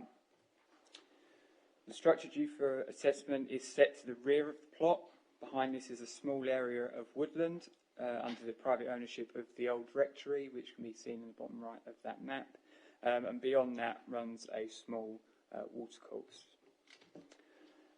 Before going into the plans, I thought it was beneficial to quickly outline the planning history that surrounded it, because it is quite intensive. Spring last year, a lawful development certificate was put forward by the applicant for a mobile home to provide additional accommodation for the family member. However, once this was built, it was reported that it had been built as a departure from the approved plans. A front canopy had been added and a side store, and there were discrepancies on the side. And the enforcement inquiry subsequently found it was a building requiring planning permission, which was invited last autumn and determined last winter. It was refused based on the fact that it was not considered ancillary to the main dwelling based on the information at the time. It did not demonstrate the expected appearance of an ancillary outbuilding, and it was unneighbourly by way of its excessive width across the rear plot. The proposed site plan shows the main dwelling in the centre of that red line boundary. On the right of that is the rear garden, with the structure in question on the far right of that red line boundary. The additional parking space is shown in the top left towards the front of the property, and the additional planting is annotated.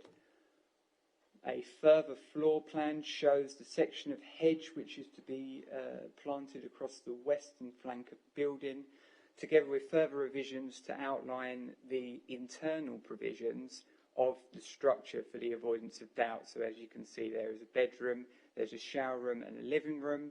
There's a small kitchenette which officers observed on site included small-scale facilities such as sink, toaster, microwave to allow a degree of independence. However, main facilities such as kitchen and washing facilities, washing machine, etc., provided in the main dwelling.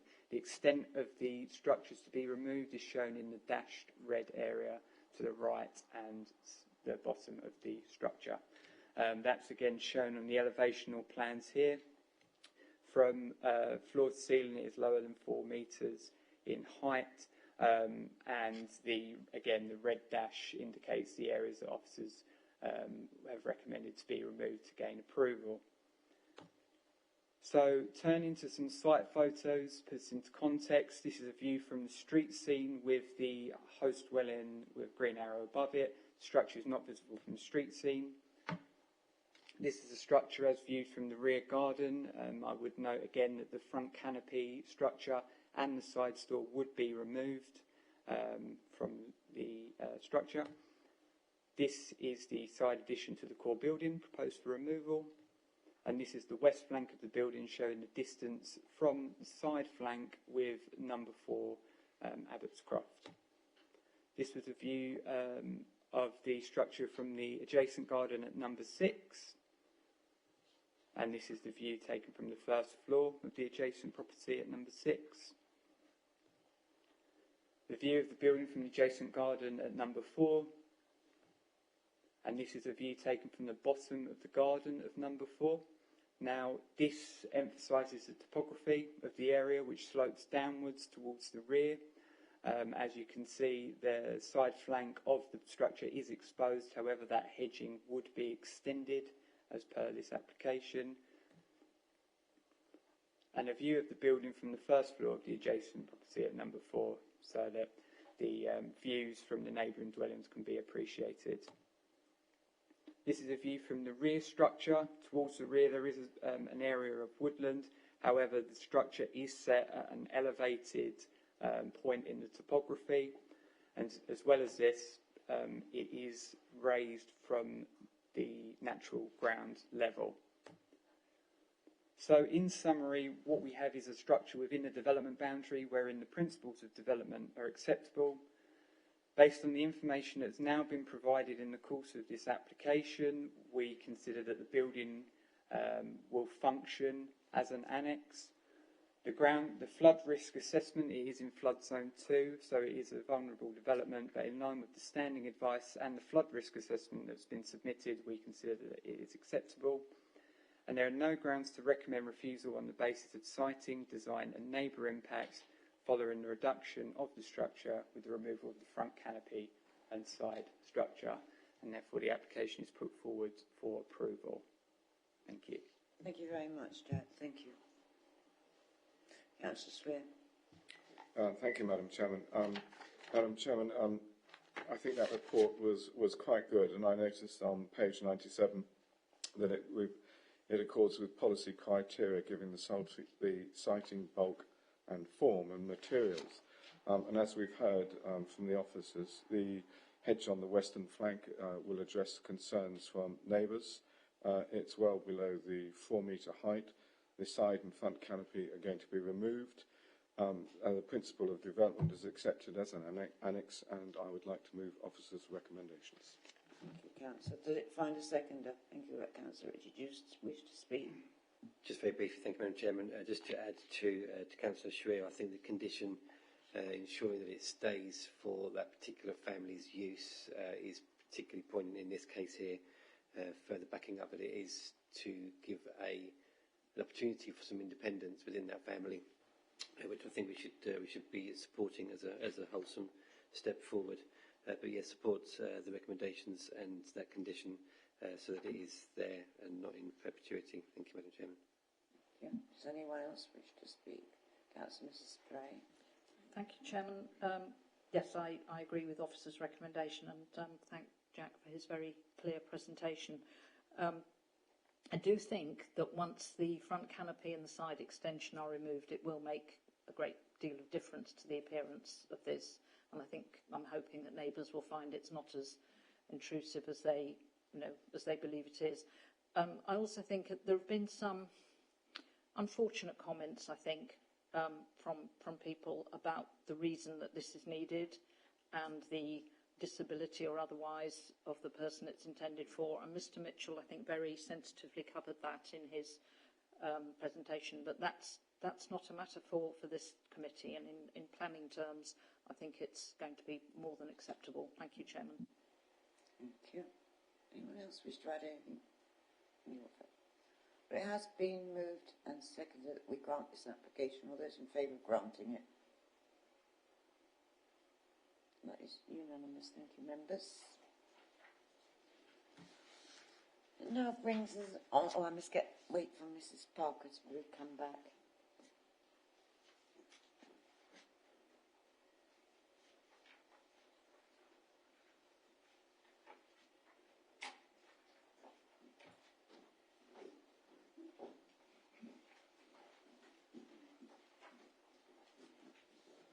And that brings us on to application number 210154 for land north of Hillians Road, Steeple Bumpstead. We do have one speaker on this one, and it can be found on pages 100 to 134. And can I invite Matthew Wood, the agent, to come and speak, please? I think you know the rules, Matthew. I don't have to repeat them. Yes. Please don't fill up our mailboxes by sending us the agenda. We do have agendas, thank you. Good evening to members. As you'll be aware, the application site previously benefited from outline planning permission for 9 new dwellings and associated development, with the subsequent detailed application dismissed at appeal in January 2021 on design grounds. This new full planning application submission represents a resubmission of the 9-unit redevelopment scheme for the site. Taking into account the brownfield context, the vast majority of the site's location within the defined village envelope for Steeple Bumpstead, the general sustainability of the location and the recent planning history of the site, officers continue to support the principle of such redevelopment as clearly set out within the supporting committee report. As members will also note, the applicant has positively engaged in pre-application discussions with officers prior to the submission of this planning application in order to address the reasons behind the inspector's appeal dismissal. As a result, greater emphasis has been placed on the design of each individual home to provide a mix of fenestration detailing taken from the Essex vernacular. This is further enhanced by creating a variation in scale of proposed dwellings, as well as the reorientation of some plots, an even greater emphasis on soft landscaping and a greater variation of house types across the development itself. As such, given the significant changes made to the scheme, officers have confirmed the acceptability of the revised proposals in this respect. The applicant fully endorses these conclusions, given the extensive background work and engagement with officers undertaken to get to this point. Also, with reference to the recent planning history in connection with the redevelopment of the site, it has become apparent that flood risk and drainage are a particular concern for local neighbours. As such, the applicant has been keen to again confirm the principal acceptability of the proposals in this respect. This includes no objections from either the Environment Agency or the lead local flood authority, subject to conditions which the applicant is fully agreeable to. Therefore, the proposed redevelopment is considered to be fully acceptable in this respect, with the final detail to be confirmed by a pre-commencement condition. As set out within the Officers' Committee report, the detailed proposals are also acceptable in all other planning-related regards, including in respect of trees and landscaping, highways and access, ecology and archaeology. In addition, the applicant notes that there are no outstanding objections from statutory consultees. In conclusion, these detailed proposals represent a sustainable, policy-compliant form of redevelopment, as confirmed by officers' positive recommendation. Therefore, the members are urged to endorse this recommendation and grant detailed planning permission accordingly. Thank you very much for your time. Thank you, Matthew. Thank you very much. Members. Oh, sorry. No, I'm sorry.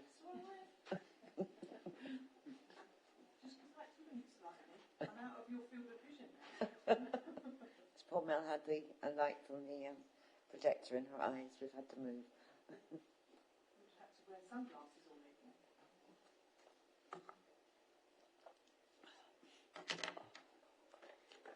Right, good evening, members. This site may well be familiar to some of you, as its most recent outing at the Planning Committee was last September. And as outlined by the public speaker, there is appeal history which is set out within the officer report, and the appeal decision is also appended within the agenda as well. So the site before you this evening is for land north of Hellions Road in Steeple Bumpstead, and the application is a full application for the construction of 9 dwellings, a new access from Hellions Road and associated development. So this first slide here shows the application site. So this has got the former agricultural depot on the front here, and there's 2 access points at the moment. This is Water Lane running down the eastern side here, and then Hellions Road running to the south of the site. This slide here shows the proposed site layout, which does differ quite significantly from the previous application that was dismissed at appeal. If members remember, it was a far more inward-looking site, inward development, so the layout has changed quite significantly, where particularly the 4 plots in the middle of the site now are laid back-to-back, and officers are content with those back-to-back distances. So the majority of housing across the site is 2-storey or 2-storey with dormer windows, and we also have the property here with the larger footprint is a single-storey bungalow.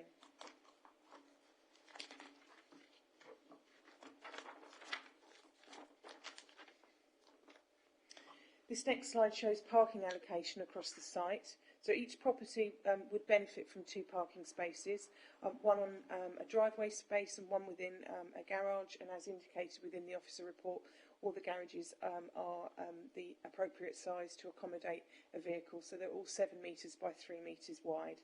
There are also 3 visitor spaces marked by the pink circle across the site, and the parking provision is considered acceptable and in line with current guidance. So the next few slides show some house types and examples across the site. So this first one shows the proposed elevations for house type 1, which is the bungalow, plot 9. And then we've got the floor plan here, which shows the bedrooms, and as you can see, the fairly sizable but compliant attached garage. These are the proposed floor plans for house type 3. So I'm not sure that slide should have been there. Sorry about that. I'll skip on to house type 3B. So this is one of the 2-storey properties. You can see the design includes the dormers that run at eaves level. And then we've got 2 floor plans here, one for the ground floor and one for the first floor. And then moving on to a different house type, this is house type 4A. So this is the largest type of property on the site. So you can see you've got the traditional 2-storey and then some accommodation within the roof made viable by the dormer windows and the roof lights. Turning to the floor plans for this property, so on the ground floor we've got open plan kitchen and dining room, utility room, downstairs lavatory and a fairly sizable living room.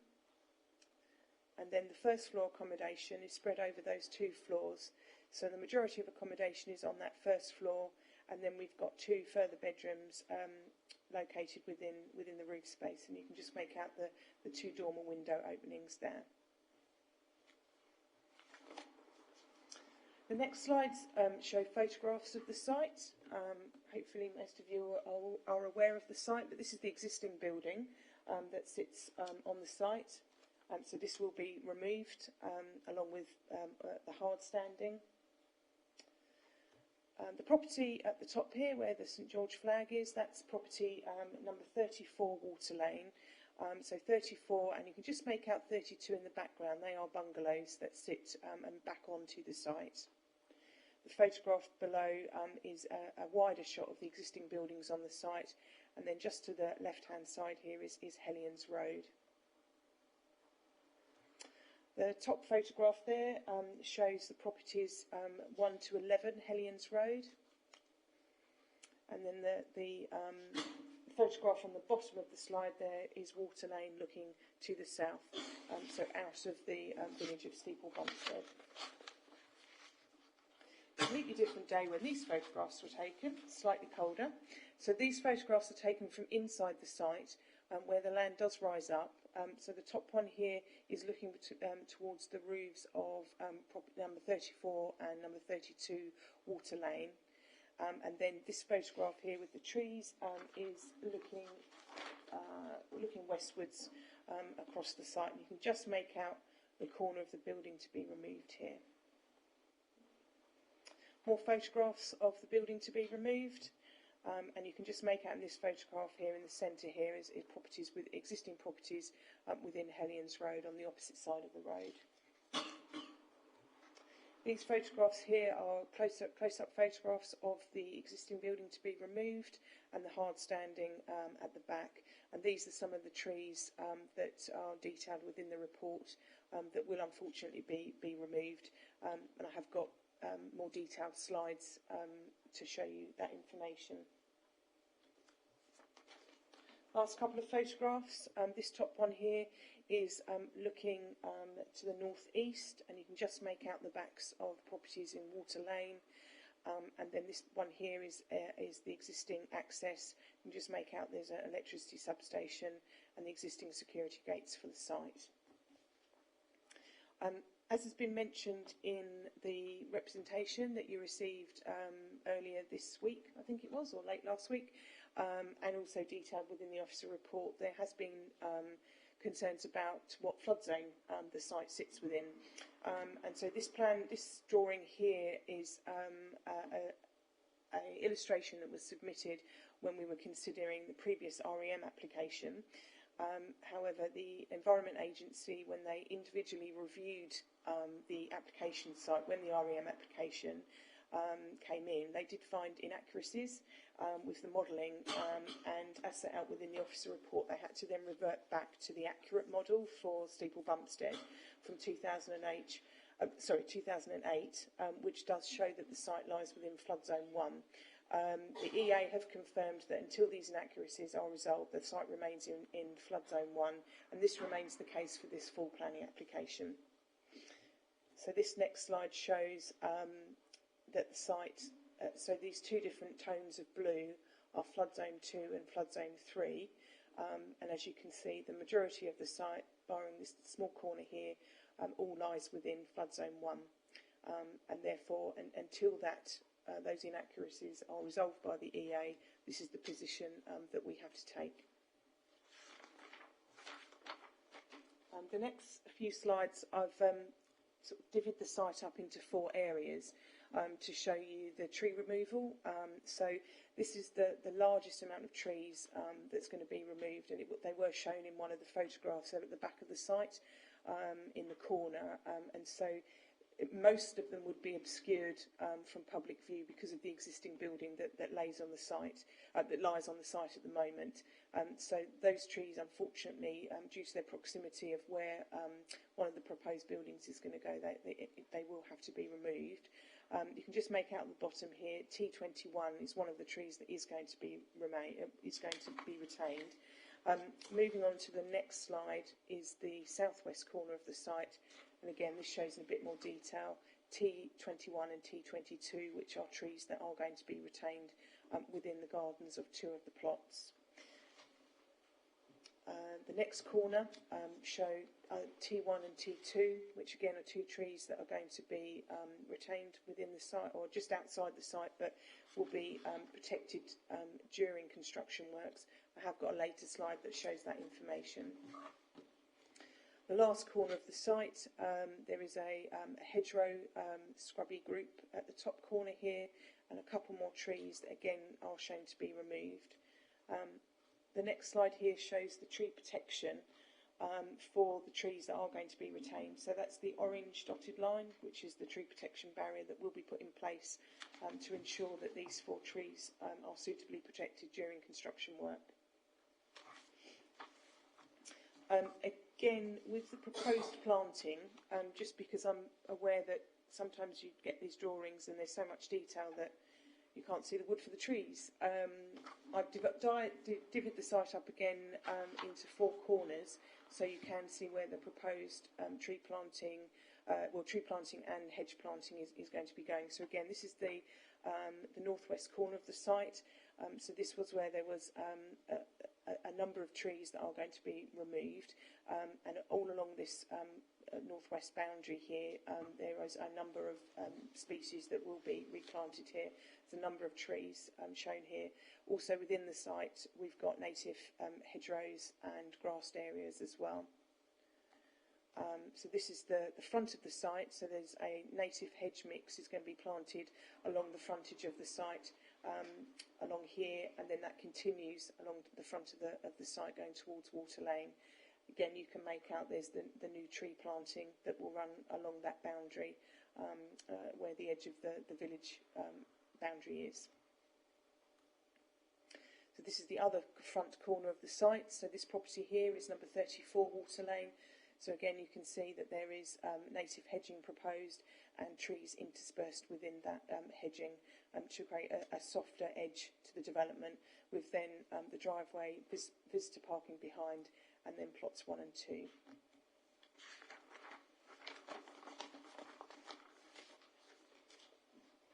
This is the top corner of the site. Next to the bungalow, it is proposed to be a native shrub mix. An additional tree to be planted within the fairly sizable garden for the bungalow, and then proposed hedging to the front to create defined front gardens for these 2 plots as well.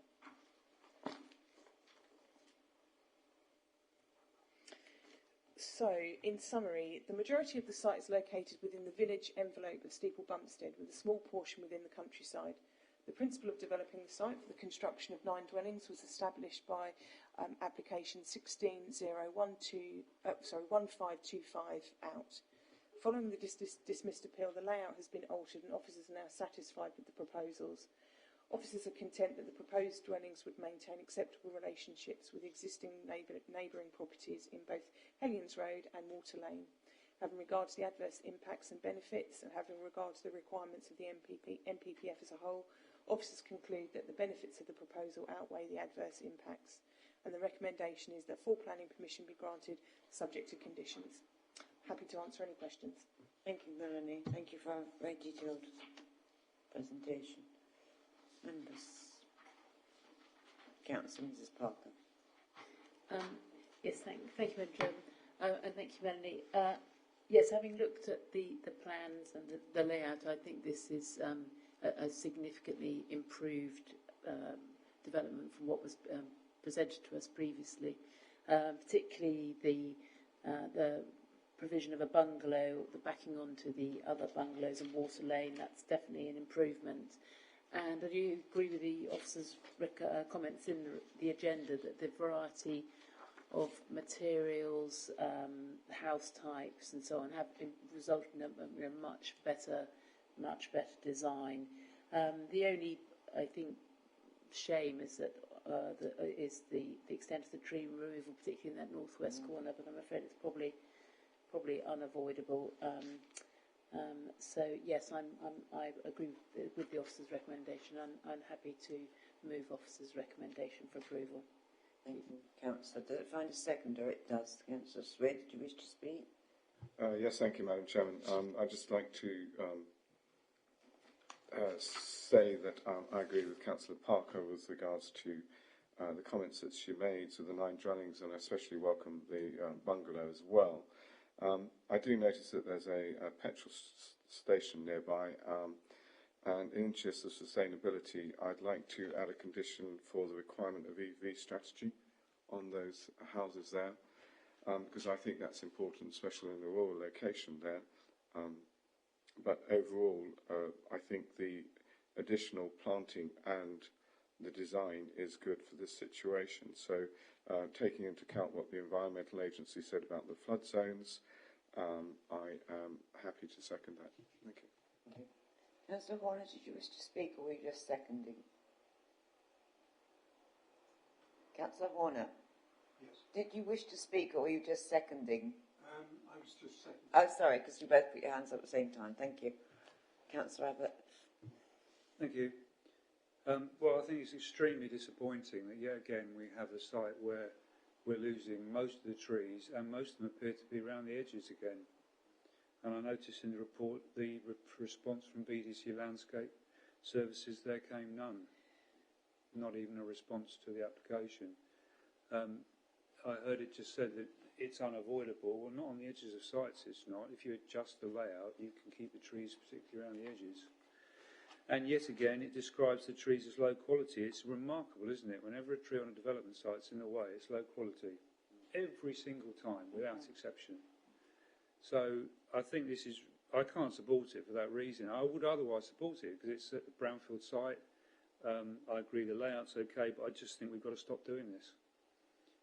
So I'm going to vote against it for that reason, but could I ask the movers, seconder please, if we could have a lighting condition because this is on an edge of rural location. Thank you. Are you happy with the lighting condition? Yes, I'm happy with the lighting condition. And the vehicle charging strategy? Also happy with that, Madam Chairman. Does anyone else wish to speak on this item? Councillor Johnson.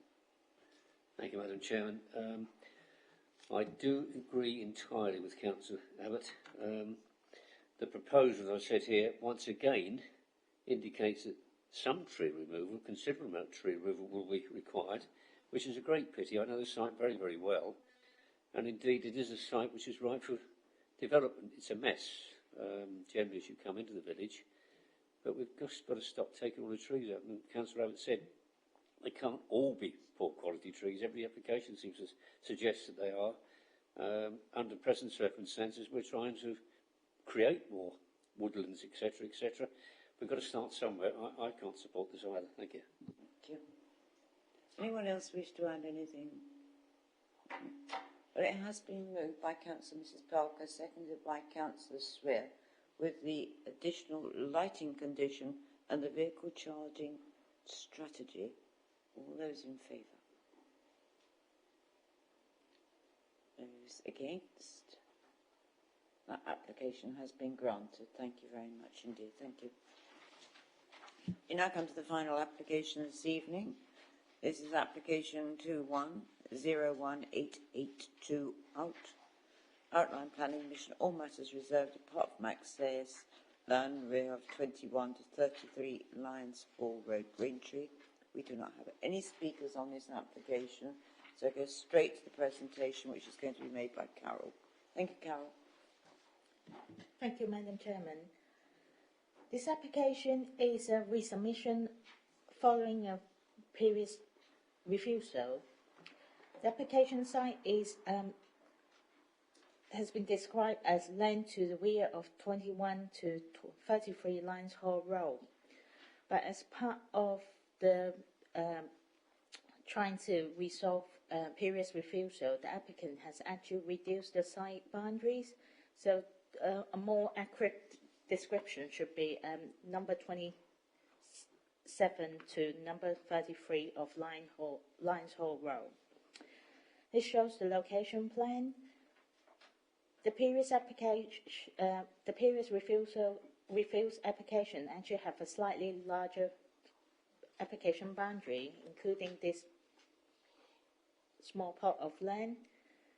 However, the applicant has deliberately reduced the site application boundary to 0.49 hectares, so that there's no need for affordable housing contribution.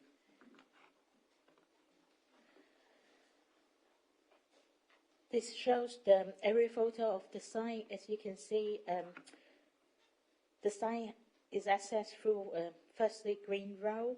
There's currently some 2 single-story structures on site, and there has been used for storage of buildings and construction materials, but is currently unauthorized use. This shows the indicative site plan. This application is an outline application with all matters reserved except access. But the indicative site plan has shows that the site layout will be able to accommodate 6 detached dwellings. Each of the dwellings indicates to have at least 2 parking spaces. The applicant also proposed as part of this application to widen the existing footpath connecting to Lions Hall Road into firstly Green Road. It will be a 6 meters shared surface to start with, and then once it turns into after the existing vehicular entrance, it will then narrow into 4.8 meters.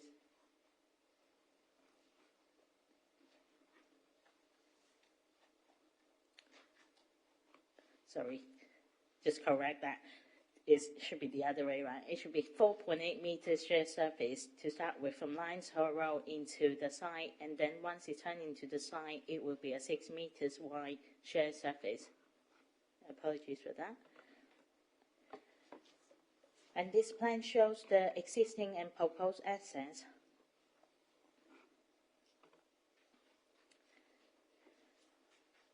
This photo shows the existing vehicular entrance into the site.